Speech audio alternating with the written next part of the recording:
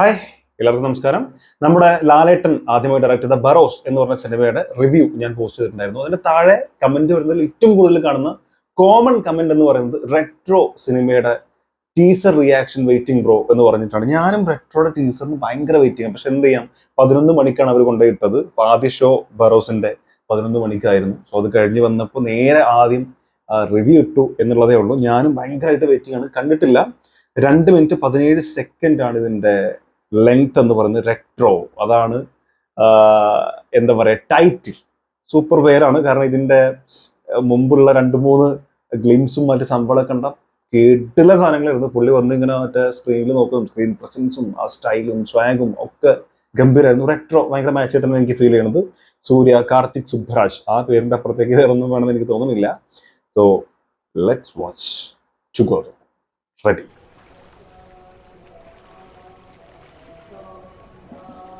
സൂര്യ, പൂജ ഹെഗ്ഡെ.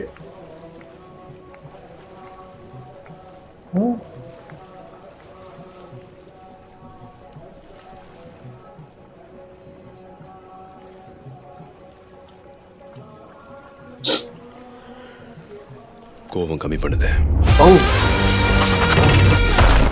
என் அப்பாவோட வேலை பார்க்கறத நீயோட விடுது. அடித்தடி கட்ட பஞ்சாயத்து ரத்த கிளறி ரவுடித்தனும் எல்லாத்தையும் நொடியோட விட்டுடுது.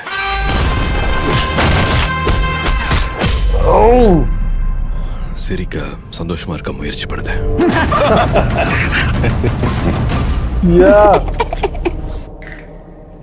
என் பொறுப்புக்கான பர்பஸ் உன் பாஷையில சொல்லணும்னா என் தம்மம். இனி காதல், பரிசுத்த காதல்.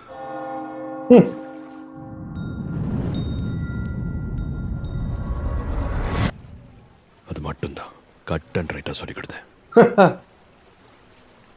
இப்ப நீ சொல்லு, கல்யாணம் பண்ணிக்கலாமாடி? What a question.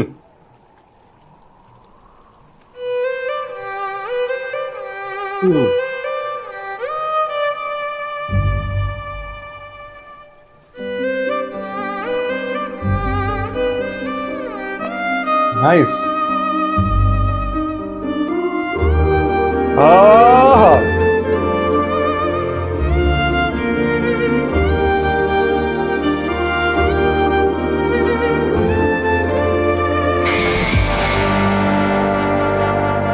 Sure.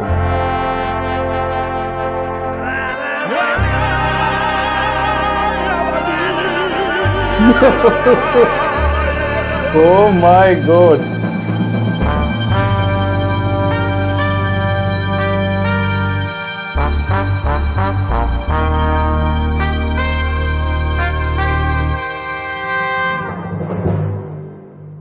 Summer 2025 summer റിലീസാണ്.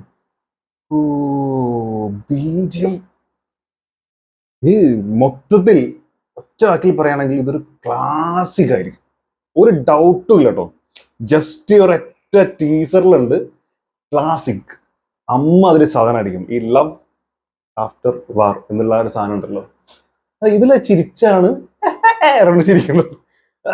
അത് ചിരി ഈ സാധനം പ്ലേസ് ചെയ്തിരിക്കുന്നത്. അതായത് ആ അമ്പലം തന്നെ ഉള്ളത്, അവിടെ ആ സ്റ്റെപ്പിൽ ഇരുന്നിട്ട് കാര്യം പറയുമ്പോൾ അപ്പുറത്തെ പാസ്റ്റ് കാണിക്കുന്ന രീതിയിലെ സാധനം. പാസ്റ്റ് ഓഫ് ഫ്യൂച്ചറോ അറിയില്ല. കാരണം എനിക്ക് തോന്നുന്നത് പൂജ ഹെഗ്ഡെ അവരെ കല്യാണം കഴിഞ്ഞതിന് ശേഷം മരിച്ചതിന് ശേഷം റിവെഞ്ചായിട്ട് കാണിക്കുമോ എന്നൊരു ഡൗട്ട് ഉണ്ട്. അങ്ങനെയാണെങ്കിൽ ഫ്യൂച്ചർ അതിന് സെറ്റ് ചെയ്തിരിക്കണമെന്ന് ഞാൻ പറയുന്നത് കേട്ടോ. അതാണോ ഇനി വേറെ ഏത് രീതിയിൽ നമുക്ക് അറിയില്ല. ജസ്റ്റ് ടീച്ചർ കണ്ട് നമുക്കൊന്നും പറയാൻ പറ്റില്ല. പക്ഷെ എനിക്ക് എന്റെ ശക്തമായ ഒരു തോന്നൽ എന്ന് പറഞ്ഞാൽ അങ്ങനെയാണ്. പൂജ ഹെഗ്ഡെ മിക്കവാറും ഡെഡ് ആകും. എന്നിട്ട് അണ്ണൻ ആ പഴയ പോലത്തെ ഒരു വരക്ക് അങ്ങോട്ട് വരും. അത് വൻ പരിപാടി ആയിരിക്കും എന്നാണ് തോന്നുന്നത്. പിന്നെ ഞാൻ നോട്ടീസ് ചെയ്തൊരു കാര്യം, പൂജ ഹെഗ്ഡെ നല്ലൊരു നായികയാണ്. പക്ഷെ അവരുടെ ആ ഒരു റേഞ്ചിനനുസരിച്ചുള്ള നല്ലൊരു കഥാപാത്രം കിട്ടിയിട്ടില്ല എന്നാണ് എൻ്റെ വിശ്വാസം. ഞാൻ ഇതുവരെ അങ്ങനെ ഒരു വൻ കഥാപാത്രമൊന്നും അങ്ങനെ കണ്ടിട്ടില്ല. പക്ഷെ നല്ലൊരു കപ്പാസിറ്റി ഉള്ള ആക്ട്രസ് ആണ്, നല്ല ഭംഗിയുള്ള ആക്ട്രസ് ആണ്. ആ ഭംഗി നന്നായിട്ട് എടുത്തിട്ട് സ്ക്രീനിൽ ഒരു രസം ഉണ്ടാക്കുക എന്നുള്ള ഒരു ഉപയോഗം മാത്രമേ അവരെ കൊണ്ട് ഇതുവരെ കൂടുതൽ ഒരു 90% ഡയറക്ടേഴ്സും ഉപയോഗിച്ചിട്ടുള്ളൂ. പക്ഷെ ഇവിടെ ഡീഗ്ലാം ചെയ്തിട്ട് ആ ഒരു നാടൻ ക്യാരക്ടറിലേക്ക് കൊണ്ടുവരാൻ ശ്രമിച്ചിട്ടുണ്ട്. അത് നന്നായിട്ട് വർക്കൗട്ട് ആയിട്ടുണ്ട്. ജസ്റ്റ് ആ സീനിൽ തന്നെ നമുക്ക് ഇഷ്ടമായിട്ട് തോന്നുന്നുണ്ട്. പിന്നെ വാതിൽ തുറക്കുമ്പോൾ പുള്ളിക്കാരി ചിരിക്കുന്നത് ഭയങ്കരമായിട്ട് ആ ക്യാരക്ടറിലേക്ക് ഇറങ്ങി ചെല്ലാൻ ശ്രമിച്ചു ചെയ്ത പോലെ എനിക്ക് ഫീൽ ചെയ്യുന്നുണ്ട്. പൊതുവെ പൂജ ഹെഗ്ഡെയുടെ എല്ലാ മൂവീസും കാണുമ്പോൾ ഒരേ ടൈപ്പ് കോസ്റ്റ്യൂംസ് ആണെങ്കിലും എന്താ എക്സ്പ്രഷൻസ് ആണെങ്കിലും തോന്നാറുണ്ട്. പക്ഷെ ഇവിടെ ഭയങ്കര ഒരു പാകം വന്ന പോലെ തോന്നുന്നുണ്ട്.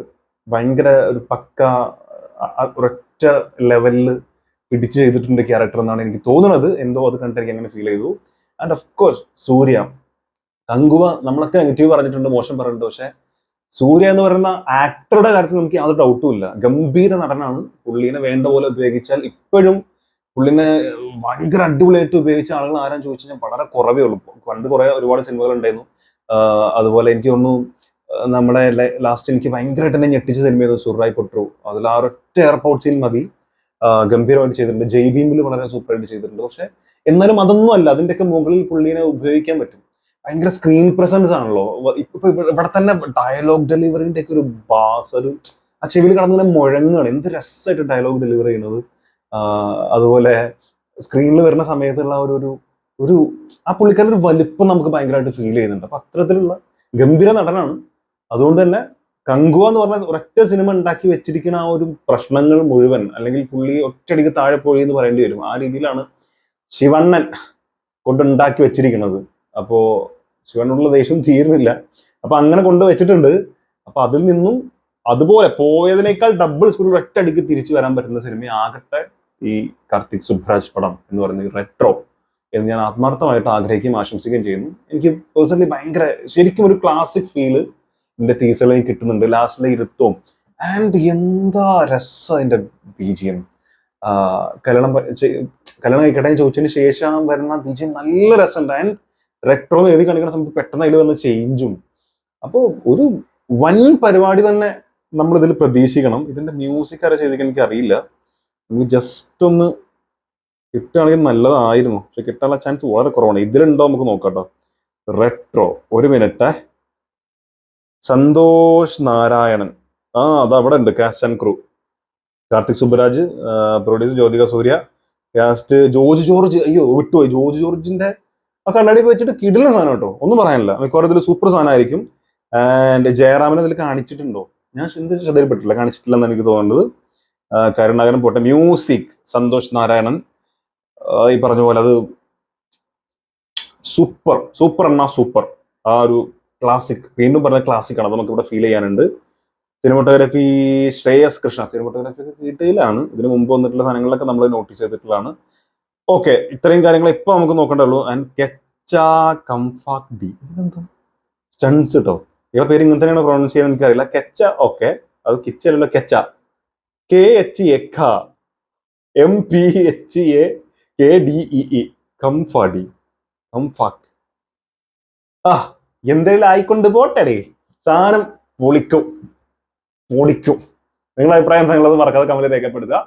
Thank you so much for watching this video. അടുത്ത വീഡിയോ കാണുന്നവരെ ചാടാ.